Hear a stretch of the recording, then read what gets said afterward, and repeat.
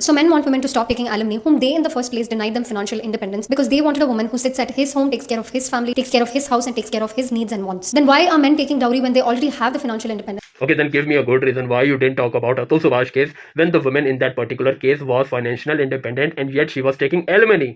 She was clearly misusing her powers and the case went nationwide.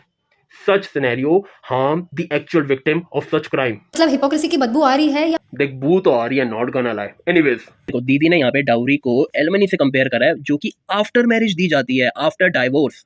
ठीक है, maintenance, alimony, child support ये सब after marriage रहता है, बट डाउरी तो शादी से पहले दी जाती है। एंड आज हम बात करेंगे बिफोर मैरिज जो अननोटिस्ड डाउरी वुमेन की साइड से मांगी जाती है, दैट इज सैलरी। यहाँ पे लड़के के पास कोई ऑप्शन नहीं कि he wants to be a house husband या उसको जॉब करनी है। यहाँ पे भाई सैलरी देखी जाएगी, यहाँ नहीं देखा जाएगा कि उसको हाउस हस्बैंड बनना है या नहीं। फिर आता है पुश्तैनी जमीन होनी चाहिए, गाड़ी होनी चाहिए, खुद का घर होना चाहिए, इन लॉज नहीं रहने चाहिए।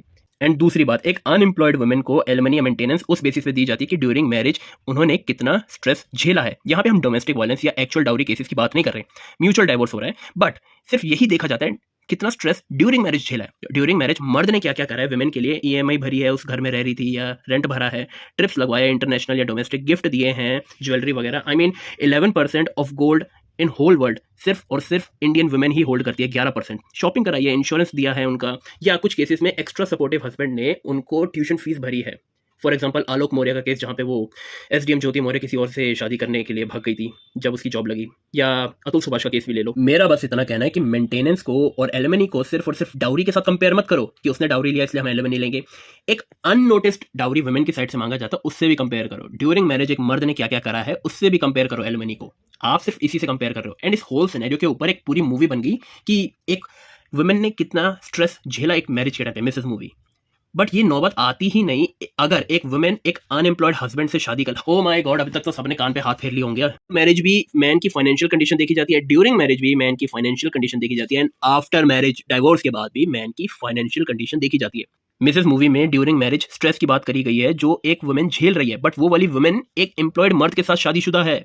हम इस सिचुएशन को एकदम उल्टा कर देते हैं जहां पे एम्प्लॉयड वुमेन है और अनएम्प्लॉयड मैन। भाई कोई सिनेरियो है ही नहीं ऑलमोस्ट रियलिटी में, बहुत कम केसेस है, कम क्या उंगलियों पे गिन लो ऐसे ऐसे होंगे। So when are we going to talk about this on large scale? कब तक हमारी फेमिनिस्ट जो इक्वालिटी का नारा लगाती है इस बारे में चुप रहेंगी? Why they are not smashing the patriarchy hair?